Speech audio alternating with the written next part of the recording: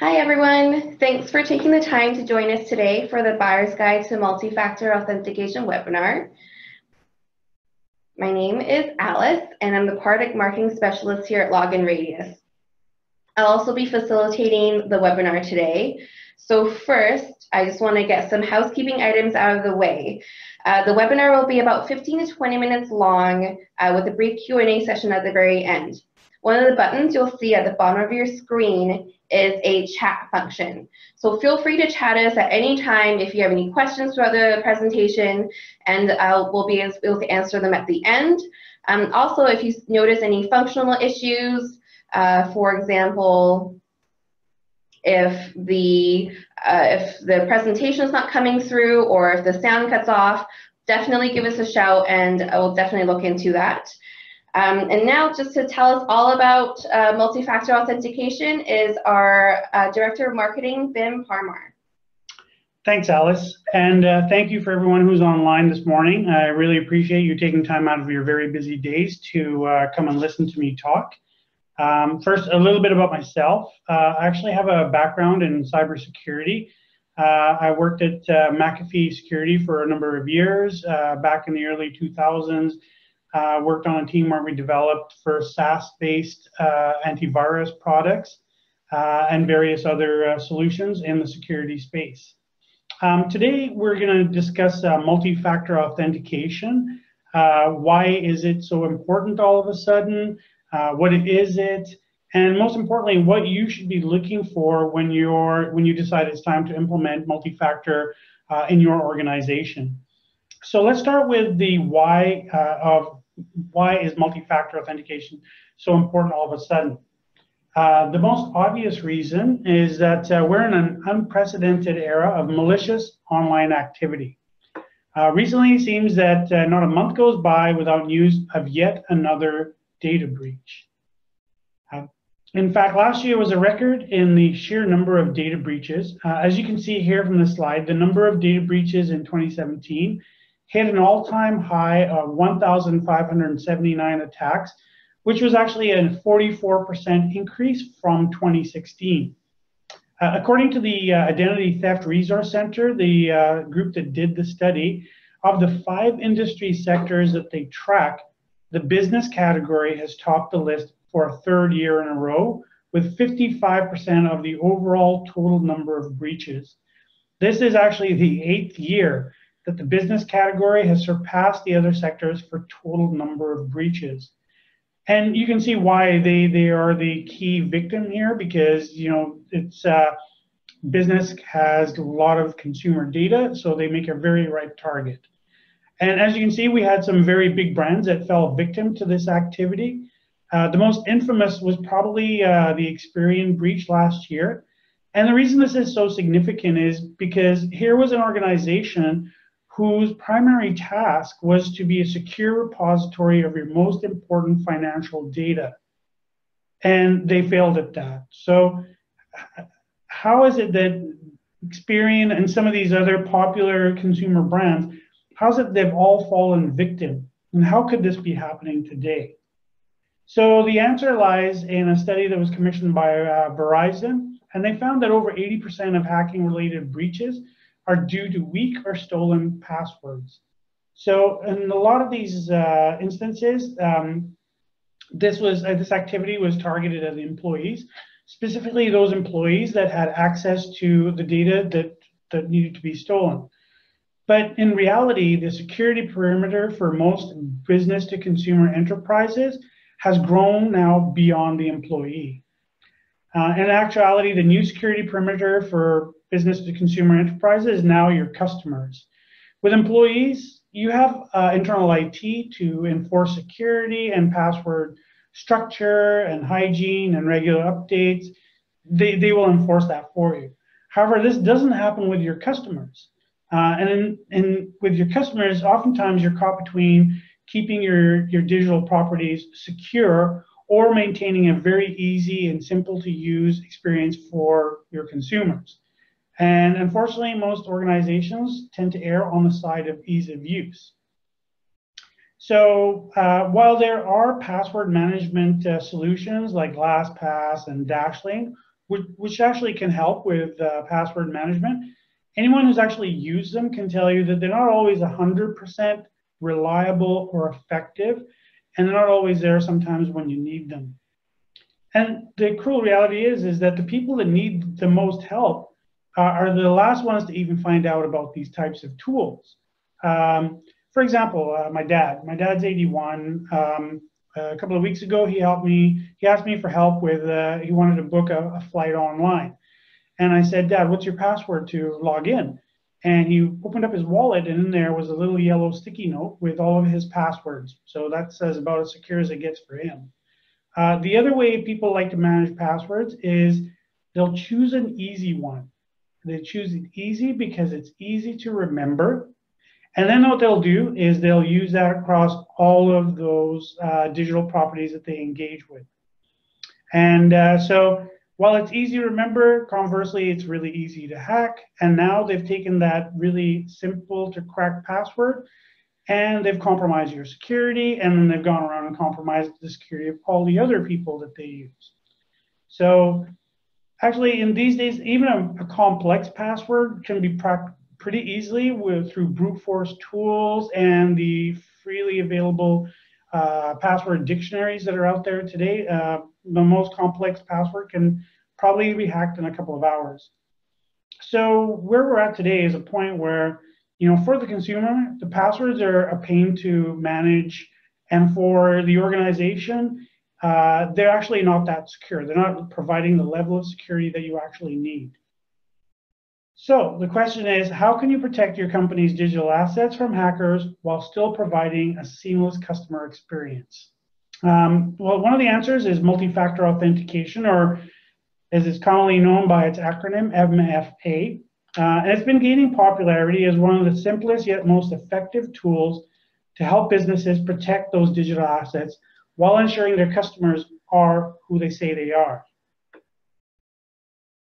And the way multi-factor authentication works is it provides an additional layer of security to confirm, as I said, your customers are who they claim to be. And this is done by combining something which is typically your ID and password for that online account, and combining it with something that you have. And that's typically a piece of hardware like a smartphone or phone. And so the idea is that even if someone gains access to your account password, the likelihood of them also having access to your mobile phone is very low. So the concept of these two factors combined provide a high degree of certainty that your customers are who they claim to be. And this extra layer of security prevents accounts from being hacked. So how does this actually work? So what happens in this workflow is step one, a customer will log in with their username and password. The website will then request that customer to enter in a unique one-time password or an authenticator code that's going to be sent by either text message or email or through a messaging application. And that can also be done through what we call an authenticator app, and I'll touch on those more a little later. So in step two, the customers receive that code, and then they take that and enter the code into the registration window. If the code matches successfully, the customer is granted access to an active session. Some of the key benefits around multi-factor is, as I said, it's an extra layer of security that prevents accounts from being hacked. So that even if someone has access to the account password, the likelihood that they'll have access to that device is pretty low. The other really key factor here is that we're eliminating the need for PII. PII stands for personally identifiable information. We're getting rid of the need to use that to authenticate. So these are things like your mother's maiden name, your social security number, your postal code, or your zip code. So those are all pieces of personally identifiable information which should never be used to authenticate yourself, because it just doesn't make sense that you're using personally identifiable information to try and secure your privacy. What you're really doing is exposing that personal information and your privacy to be compromised. So this is an additional benefit of multi-factor authentication. So not all multi-factor authentication solutions are the same. For example, some vendors only provide the minimum requirements needed to meet compliance, and they may have lots of hidden costs when it comes to deployment, operation, and maintenance. The other thing that a lot of traditional solutions also require is extensive training, and they can be incredibly error-prone and could end up costing you time and productivity. So for today's session, we're going to be reviewing 3 main pieces of criteria that you need to consider when evaluating a solution for multi-factor. And those are the security impact on your organization, how well does it meet your organization's strategic business initiatives, and what is the true cost of ownership of that solution. So let's start with the security impact. And this is the primary goal for adopting a multi-factor authentication solution, and that's to minimize the risk of a data breach for your company. So if the solution can't meet the following criteria, it's probably not worth implementing. So the first thing we want to look at is, is it able to secure your sensitive data? So when you're evaluating a solution, you need to ensure that the platform is built in compliance with all security regulations.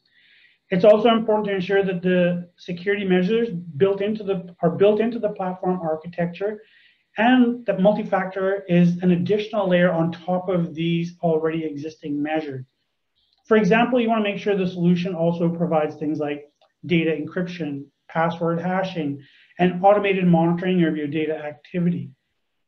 The other thing that you want to make sure that your system includes is the ability to detect compromised devices. So you want to consider a solution that can also offer you more advanced detection and protection from compromised devices. So for instance, if I've been able to get a hold of, let's say, Alice's ID and password, and I'm trying to log in from my own laptop through that, the system should detect that I'm not on the right device. And this is done through risk-based authentication. We're going to touch on that in more detail a little later. So this will act as an additional layer on top of multi-factor to ensure that you're providing your customers with the highest level of security. You also want to make sure that whatever solution you choose, that it meets all security standards. So it's incredibly important to ensure your data is secure. You also need to confirm that your provider is meeting those industry standards in order to properly manage your data. For example, make sure to research the different security certificates that the vendors should hold in order to guarantee the safety of your data, that they actually do have those. The next thing to consider is availability. So does it offer high availability? I mean, a security solution is only going to be as valuable as it is available to prevent security threats. So for example, if you choose a cloud-based solution, make sure the provider can maintain the platform separately from your system.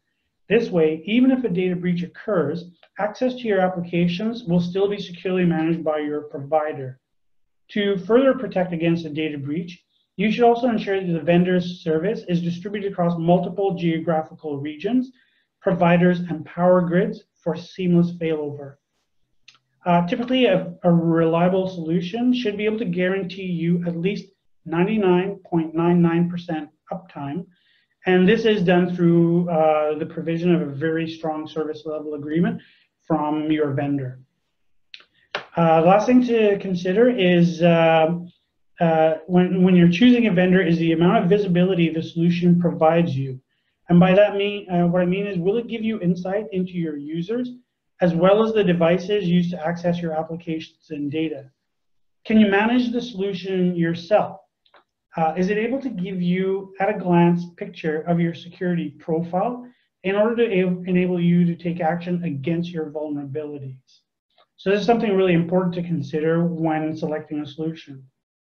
Before we move on, I just want to talk a little bit about the advantage that LoginRadius offers. So we do offer the best-in-class security.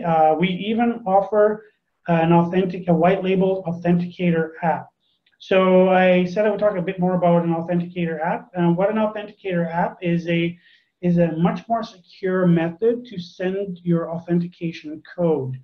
So unfortunately, SMS is probably not the most secure method. It's been shown to be vulnerable to hacking.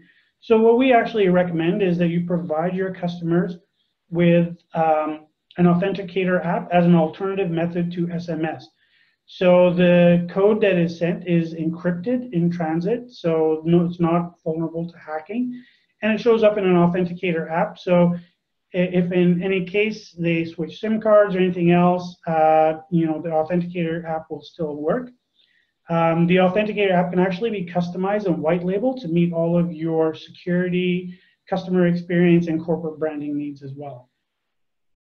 As a second layer of defense, I talked about risk-based authentication. So the LoginRadius solution actually offers that as well. And the way that risk-based authentication works is we create a profile of each and every one of your customers. And that profile can include multiple data points, such as IP address, you know, the type and version of browser that you typically access the application through.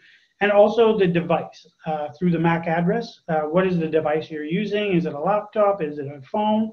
So when you go to log in, if the profile matches the profile of the person who's trying to access, they actually will not be challenged with an authentication code. They will be given access to an active session right away. However, if, for instance, let's say Alice had been able to get a hold of my ID and password and tried to access my account from her laptop, the system would say, whoa, wait a minute, this is a completely different piece of hardware. It might be compromised. So let's send you the challenge code, and that'll be done through a different methodology. So that ensures that you know, the multi-factor is working and we're able to detect those compromised devices. The other thing that we provide as an advantage is you need to make sure that you know, you have we do offer the latest up-to-date security certifications. So we work with our audit firms, currently KPMG, to run regular audits on our platform to make sure that we're up to date and in compliance with the latest security certificates.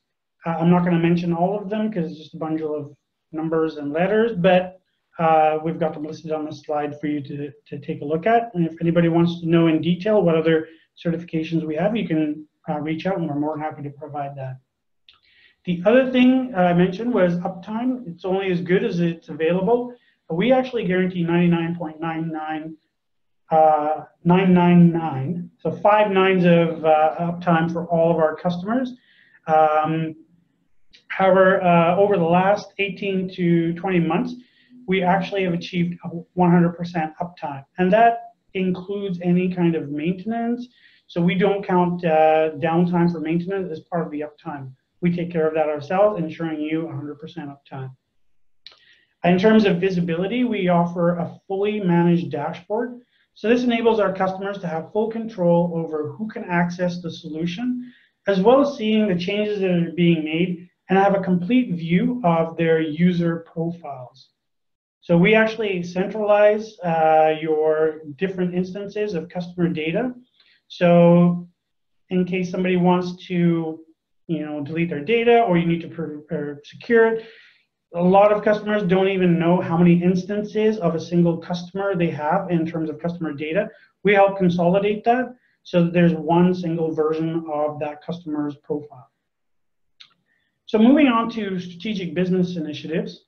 When you're evaluating multi-factor, you need to consider how it's going to integrate with your current, but also your future business needs and initiatives that you've got planned.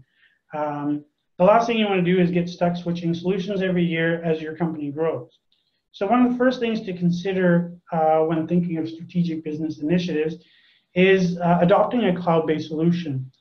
Now, adopting a cloud-based solution has many security benefits that we talked about, but in addition, a cloud-based solution also has many benefits in regards to your business initiatives. For example, a solution that's cloud-based can also provide a live stream of your data across your entire digital ecosystem. And that way, you can use that data to integrate with any third-party applications you might currently be using. And it can also scale with your company as you grow. And that's actually a really good point on its own. Is your system able to grow with your company? You don't want to paint yourself into a corner because it could be incredibly expensive to have to replace that solution when the time comes. So you want to make sure that you choose a platform that can grow and mature with your organization. So as an example, the solution should be able to scale to support multiple levels of new users and also integration. So we talked about, the integrations into third-party applications. As you grow your online offering or solution, maybe you want to add new features or applications, the solution needs to be able to integrate with those no matter what your requirements become in the future. You should also check to make sure that the solution offers multiple different authentication methods to ensure that you can meet all of your customers' needs, both today and going forward. The other really key thing that you need to be looking for is this solution able to meet all privacy regulations? So if your company deals with any type of customer data, it's imperative to ensure that you and the provider you choose are meeting all the privacy regulations according to your geographical region. So for example, in North America, is it able to comply with SOC 2 for security, HIPAA for healthcare, COPPA for age verification? And if you happen to be doing business in the EU and in Europe, or if you have any customers that are based in Europe, you will be subject to the GDPR. If anybody doesn't know what the GDPR, that stands for the General Data Protection Regulation that has taken effect in Europe. And most modern solutions will completely manage this aspect for you and will also stay ahead of any upcoming regulations so that you continuously meet compliance. So just to touch on some of the advantages that LoginRadius offers. So we do have a purely cloud-based platform to serve our global end users. It offers both auto scalability and guaranteed 99.99% uptime. In terms of integrations with third-party applications, out of the box, we offer over 150 integrations that can connect to any third-party applications that enable you to leverage the data that's stored in your database. So this includes things like marketing automation, customer relationship management applications, e-commerce, master data management, any kind of business intelligence or analytics. We have over 150 integrations already built that meet most of the requirements. And through our integration platform, we're able to add more integrations should you require them. Lastly, also in terms of scalability and performance, so one of the advantages that we have is, people often ask, like, how are you different from your competitors? Well, the majority of our competitors started out life as employee identity solutions. So they were architected to handle hundreds or thousands of users. Not many companies get beyond, the 40, 50,000 employee range or need. But we architected to handle consumers. So rather than thousands or tens of thousands, we architected to handle millions of users. And in fact, we've been able to achieve a record industry-leading peak load of 150,000 logins per second. And this is for one of our media customers in India who they have a TV show with 52 million viewers who decide to vote all at the same time. So we're able to handle that peak load for them. In terms of privacy and compliance, we are fully compliant with all of the compliance regulations, both in North America and in Europe. So as I mentioned, the GDPR is in effect in Europe. So if you have any customer data related to European residents, you are subject to the GDPR. Any of our customers that are subject to GDPR will be in compliance, especially with some of the more stringent requirements like the right to be forgotten or the right to have access to all of their data. The problem is a lot of companies don't even know how many instances of a single customer they have, never mind where they're stored or how to collect all of that. And as I mentioned, one of the first things that we help our customers do is to consolidate all of those different instances into a single unified customer profile. And that is truly at the heart of how we enable you to meet a lot of these compliance regulations. So lastly, let's talk about the total cost of ownership. which is really important because oftentimes the upfront cost is not the whole story. So let's review what we need to look at in order to minimize the total cost of a multi-factor solution. So with a traditional solution, as I mentioned earlier, you can find typically you're going to find some hidden costs, and the reason why is a traditional solution is usually an on-premise solution. So there is additional costs to host this in a data center or your own data center, then ongoing service and maintenance of that hardware and the data center as well. You may also find that there are additional costs to add new apps to be integrated, or when you need to add new users, there will be additional costs. You also may be faced with additional administrative costs internally, such as maintaining or having to purchase additional software or hardware to make this work. Oftentimes, there may be extra costs if you want to incorporate authenticators, tokens, or additional methods of authentication. And with a lot of these traditional solutions, you pay a license up front for the right to use that, and then you will pay ongoing maintenance costs for things like patches, maintenance, upgrades, and also customer support. So that's all extra as well. With a modern solution, you should be provided with a transparent pricing model.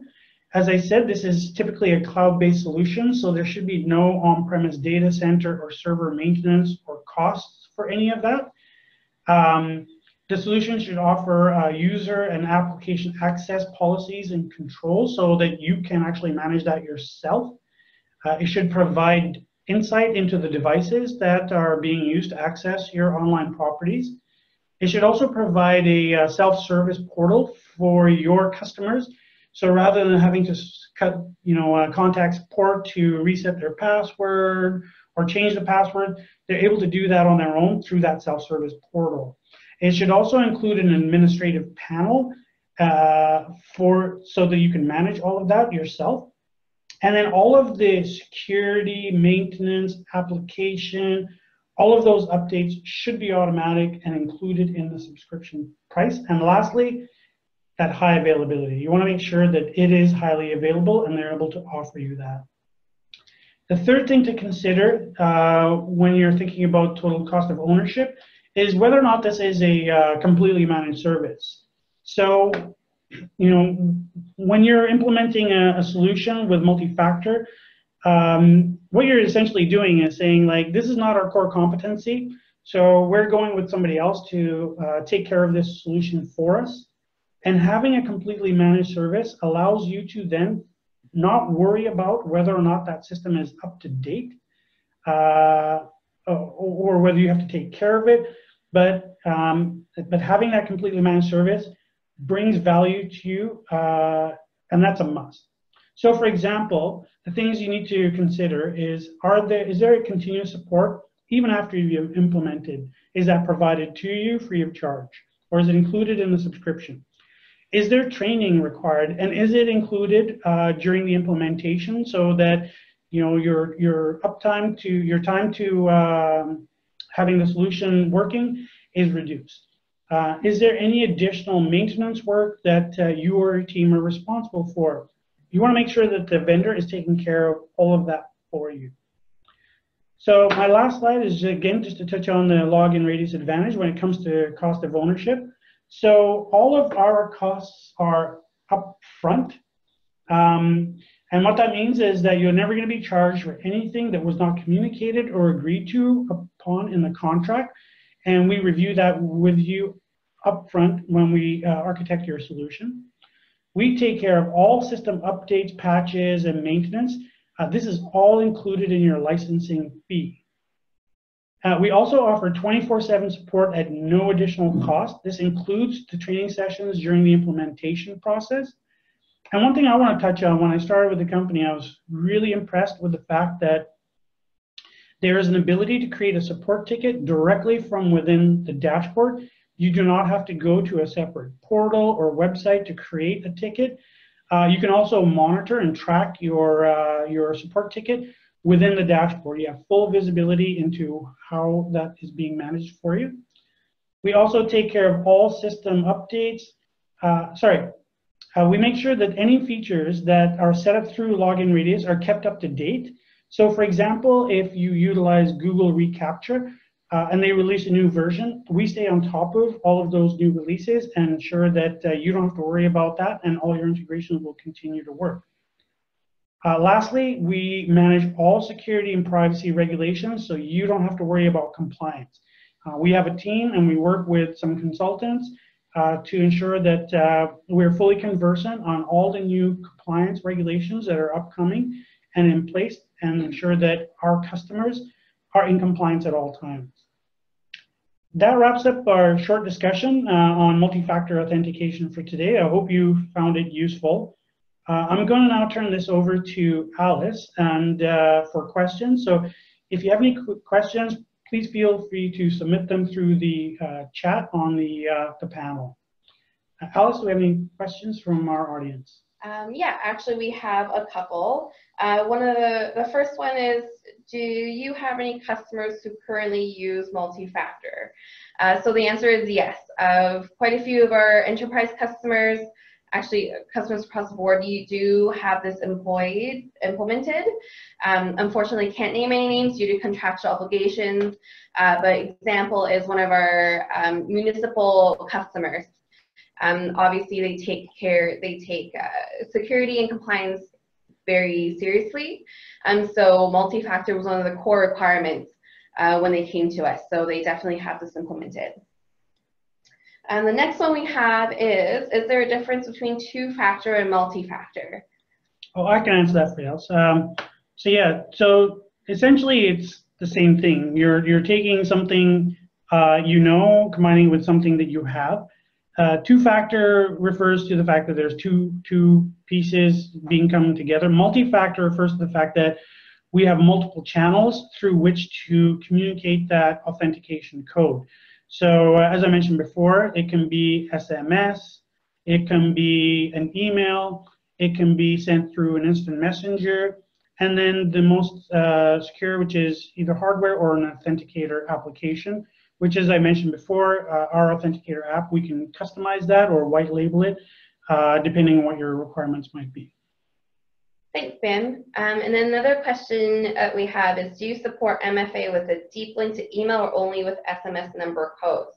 So yeah, like Bim just mentioned, we support all types of multi-factor, so not just SMS, so email, authenticator apps, Google Authenticator, that's one of the more common ones, or we have the white label one that you can customize and white label to your own needs. We offer that as well. So it's not just SMS numbers, we do the whole range. And then another one that we have, I think we're short on time, so I'll just make this, oh, sorry. Another one we have is, how many data centers do you have? So we have 29 data centers worldwide on all continents. So regardless of where our customers are or where our customers are, essentially anywhere in the world, we're able to handle it. And also, just to reiterate, I don't think I actually mentioned it in one of the slides we talked about, is that we are actually hosted on Microsoft Azure, but we have 100% failover redundancy to Amazon Web Services. So in addition to the 29 data centers, we also have full redundancy on 2 different hosting platforms.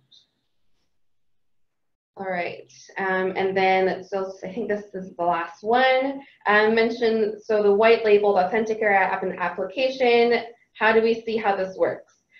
So definitely we're more than happy to show you. One of our product specialists are able to set up a demo based on your requirements. So I'll follow up with some information on that as well as the recording of the webinar. So feel free to ask us any questions you might have. Go in and schedule a demo and then list out your requirements so we can fully customize that demo to your needs.